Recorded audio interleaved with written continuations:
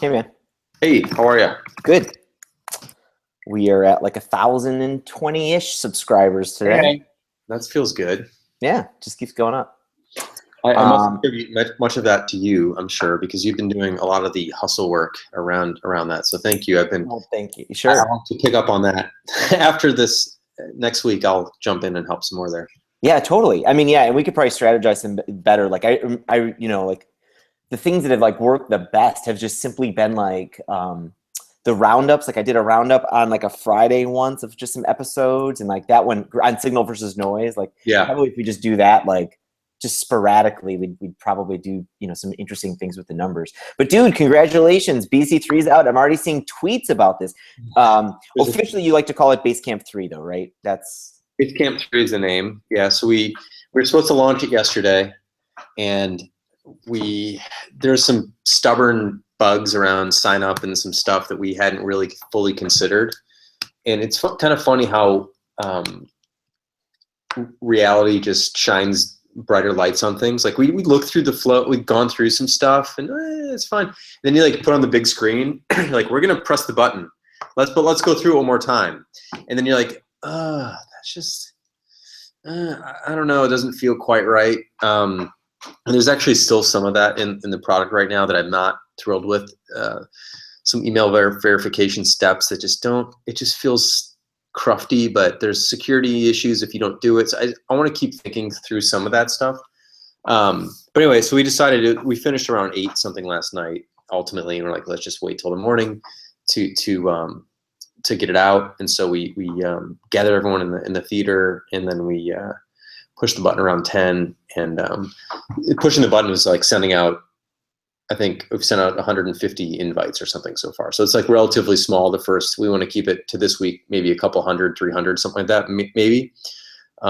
There's thousands of people who signed up to be notified. And next week we'll notify all of them, and then plus probably open it up to everybody else. cool. So just a little bit of a controlled flow, because there's always things that you miss. Totally. And the tweets have been like super positive. There was someone you had pointed out earlier that I saw that caught my eye. They were very like, oh, this is interesting. It was the minute timeline one. It was like, interesting. Oh, wait, hang on. And then it was like, take my money by the end of it. It's like a 4-step process. That was and cool. now they're convinced they love it. Yeah, that was cool. It's interesting because we have a pricing, totally different business model set up for the new Basecamp, where we have basically two packages. There's a third, but primarily 2. One for people who don't do client work, and one for people who do client work. And that's basically the only difference between the 2 packages. And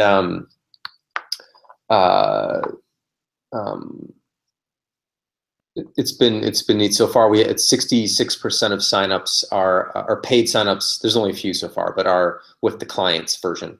So and that's the more expensive one. So I'm sort of, it's super early and it can't draw any conclusions yet, but I'm kind of curious to see how that ends up shaking out. That is really interesting. Yeah. Yeah, it is. It is. And I mean, hopefully that's how, I mean, a lot of our customers are client services firms. But I'm sort of curious to see how that all works out. And we also did something which we hadn't done for years, which is we give everyone 1 free Basecamp. So we did this with Classic. Basecamp Classic, when you signed up, they were called projects back then, but we gave you 1 free project to try, and then you could select a paying plan if you want to make a second. For BCX, Basecamp 2, current Basecamp, except for this one, we didn't offer free. We just offered a 60-day free trial. So you basically had to pick a plan up front, and then you could try it for 60 days. And then Basecamp 3, we're going back to the 1 free Basecamp, and you can use it forever. And then when you want to make your second one, you can choose to upgrade to an unlimited package. So both the packages are also unlimited. So it's more like 1 free to try. When you're ready to make more, you just pick one of the unlimited packages, and you're up. That's So really I'm kind of interesting. curious to see how that works out too. Are you doing any, is it when you upgrade to the to that next plan or whatever, is it an immediate charge? Are you guys doing like some sort of like 30-day, you keep trying it or anything? Or it's just like, hey, we gave you one, this was, good enough, like you should be able to decide now. Say that again.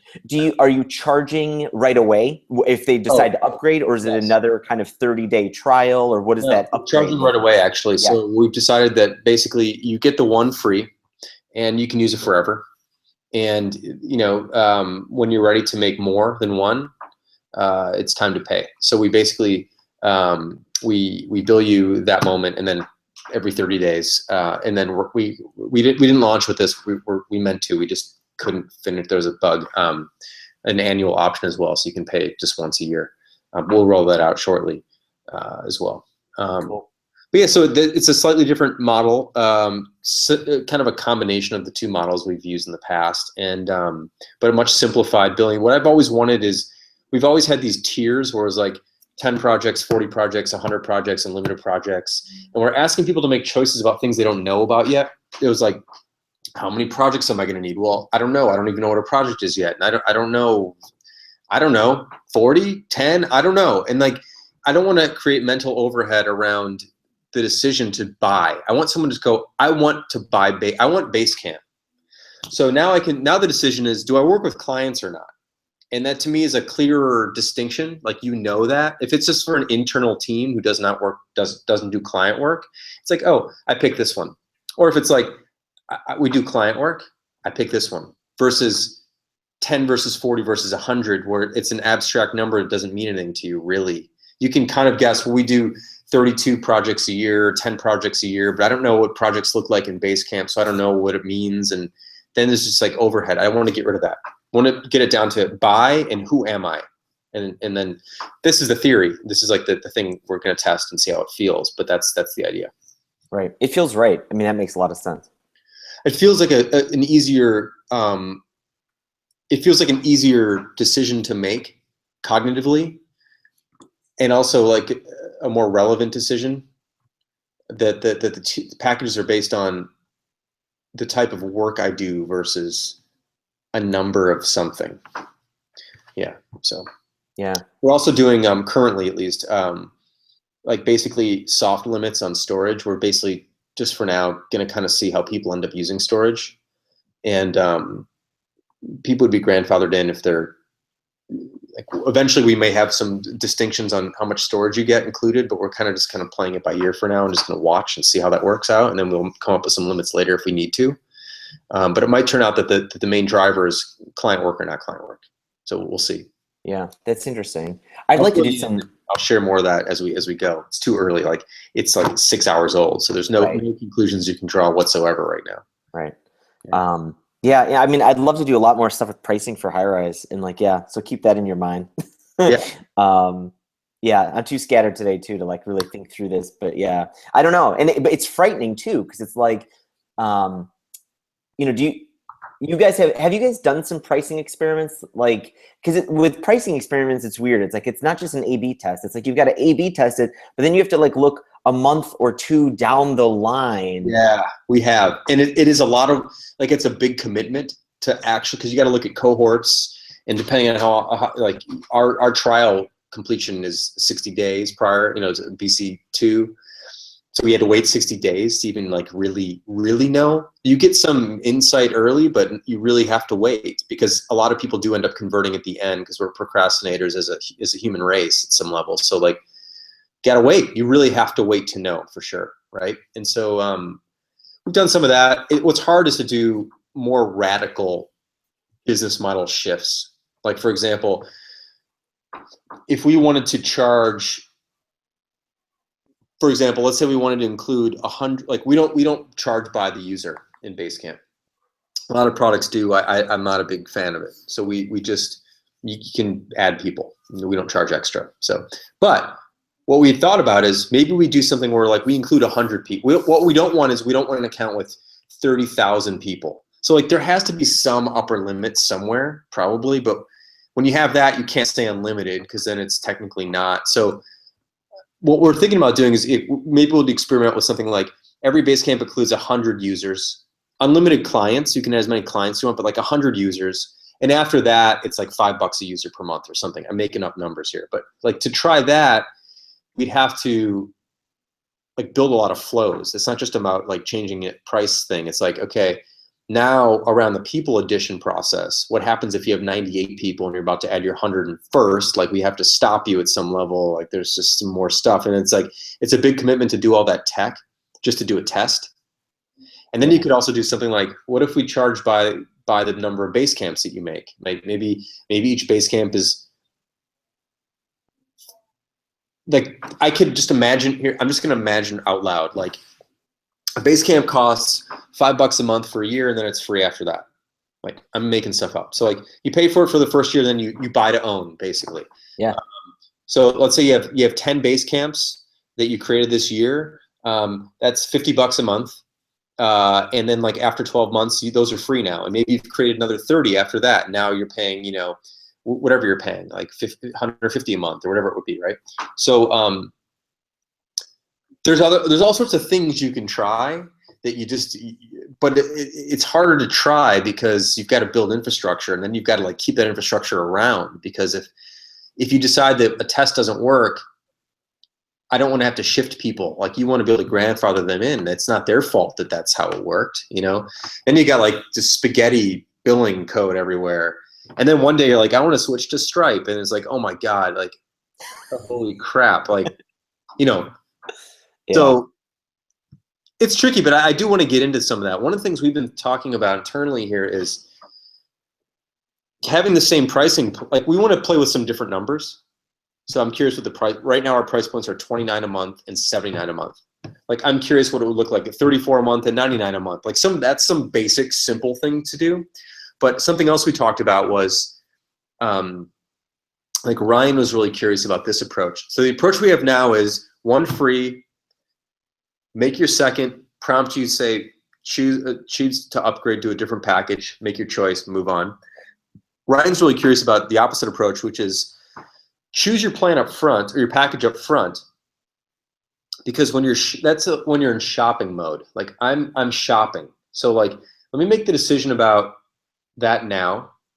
I'll shop for that. I'll choose that. I still get my one free. I don't have to pay until I make a second. So it's about not putting the shopping mode when you're ready to make your second, because you're not in shopping mode there. You're in creation mode. Like I'm ready to make my second. I know what I already have one in mind. I want to make it. Now I don't want to shop. But when you're browsing, initially you're more in the shopping mode. So the idea might be if you ask people to do the shopping early, and then when they want to make their second, we just confirm that you're ready. Like you've already picked this one. Are you ready just to move forward? You can just say yes. Kind of trying to see what the different conversion rates on that might be. So it's just another approach that's not changing numbers, but changing the sort of the moment. When is the moment of decision? Kind of, is it later or earlier? Kind of curious to see how that might work. And I've always forever been fascinated by pricing model tests. It's just they're hard to do, which is why I've always wanted to own a retail store. I always feel like at a retail store, I can just throw like a sign up on the door, like 20% off today, and just see what happens. I could have a clicker and just click like every time a customer buys, and like, or I could just have a notepad next to me, because I'm not, you know, at a retail store, you're not selling 1,000 things a day. You're selling like, you know, maybe a couple dozen things a day. And so you can just like keep track of that and mentally be like, oh, if I put a sign on the door, 20% off, I increase sales by 23%. It's worth doing, or whatever. Or people buy more expensive things. Like there's just more, it's so much quicker to do those tests because they're like one-off purchases. And you can like throw something up in your front door, or like put a sandwich board outside and write something in chalk and just see what happens. Meanwhile, like in our worlds, it's like tech is required, and you got to track things, and things are subscription based. So you got to wait until subscriptions can expire and all that shit. It's true. Anyway, it's fascinating though. It's really It neat. is. Yeah, I love the psychology of shopping and why people choose things and pay for things. Totally. It's just fascinating. I'm so interested in it. So yeah, even picking the numbers of prices, like it's just funny. Like study after study finds people prefer the 9 versus the 0, or the 7 sometimes versus the 9, and it's just like I don't know. I don't understand why. What's interesting is that we tested that, And we found that out to be true. So in Basecamp, although in Basecamp 3, currently we are using the 9s, again, 29 instead of 30. In Basecamp 2, which is the one people would still sign up for today if they went to basecamp.com, we tested it, and it turned out that what we call honest prices, which is like 50 versus 49, converted better for us. That 50 was better for us than 49, actually. So studies are studies, but you got to test it on your own thing, because you may word it slightly differently, or your brand might have a reputation slightly different, and who knows? You can't just look at what studies tell you. Yeah, I mean, the studies, I feel like, are just good for ideas. Like, use them as launching pads for your own experiments. Right. But yeah, your mileage always varies with this stuff. Yeah, like Walmart is famous for using 8s. They never use a 9, because to them, I've read about this, they feel like 9 signals, I'm charging you the most I possibly can within a price range, while 8 signals, I'm actually saving you money. So they've done a lot of psychology studies on that. They have, and 8s, and 6s too. 6s are actually interesting for them. So they use a lot of 8s and 6s. So 8s basically says, like, I'm here to save you money, not charge you as much as I possibly can. And 6 is a similar thing on the upside, which is that 5 is an easy number to pick, like 1995. But if it's a 1996, it feels like a real number that meant something. Like, they actually saved you 4 cents versus, just 95, where they would have saved you 5 cents, but you wouldn't have believed that it was savings. It was more of a gimmick. Yeah, so they just arbitrarily pick something versus the material, the cost of goods actually adds up to 96 cents. Right. Yeah, so it's very interesting. And then for Know Your Company, we did an entirely different business model, which I still think is like our most interesting business model, which is Know Your Company, you pay $100 per employee one time, and that's it. So you have 8 employees, you pay $100 one time. You add another employee, you pay an extra $100. You add another 7 employees, you pay an extra $700. But you pay for people once, so it's an investment in an employee versus a recurring fee. So the recurrence is just that as companies hire or there's churn, we get more revenue from a company because they had more people, but we don't charge for each individual person more than once. And it's fascinating. I'd like to experiment with that with Basecamp, to be honest. And it's just one of these things, like, that's a whole nother system we'd have to build, and like, it's risky to even put the time in to build that. But I still think there's something really, really interesting about that model. What's very interesting is when I was selling Know Your Company accounts originally, people were sending us checks for $8,000. Yeah. For an unknown product, but they didn't bat an eye. I mean, they didn't really bat an eye. Let's say, forget even $8,000. Let's call it like $1,000. They would send $1,000 because it was pitched as, and it was meant to be, and it still truly is. It's like an investment in getting to, like, the thing is, like, it's worth $100 per employee to know how they feel about how the company is. Of course it's worth $100 per person. Like, of course it is. And so they'd be sending a check for $1,000 or $2,000 or $3,000 or $4,000 and not really worry about it. But when you get to things about like $29 a month or $6 a user or whatever, it's like you begin to think about how that adds up, because it's recurring, and people are doing the math in their head when they're like, $29 a month isn't $29 a month. It's, $360 a year. And I want to use this for years. So it's, $3,000 over, they start to do that. When you do it by month, it's like they start to do the math. They start to do the multiplication. When you say it's one time, they're like, I can absorb that cost and never have to pay for it again. And so we were able to, and if you look at our lifetime value for customers on Basecamp versus Know Your Company lifetime value is like a multitude higher per customer, because they're paying us a lot more once. So anyway, I'm still very intrigued by that model. Yeah. And I'd like to see if we could experiment with it in Basecamp somehow, somewhere. I think it could be really attractive and really interesting, but it's a whole nother system. Yeah. But what's cool about spinning off like different products like that is that Know Your Company allowed us to experiment with that pricing model. That was easy because it was all we had, and we could just make it. No one knew about it, and we just did it. Yeah. And there's another product that I'm thinking about next year that I want to experiment with in a similar way, one-time costs. that you have more opportunity to try that stuff when you spin off something that has a lot less criticality. Yep. Especially up front. Yep. Cool. All right, dude. It's 3:21. We went past our 15 minutes we were going to do today. Oh, right. Okay. Cool. Get back to work. Sounds good, man. Thanks. So 3 o'clock tomorrow, we'll try again. Well, we're good. Cool. Well, good luck with the continued launch. And we will see everybody tomorrow. Thank you. See you Bye. guys.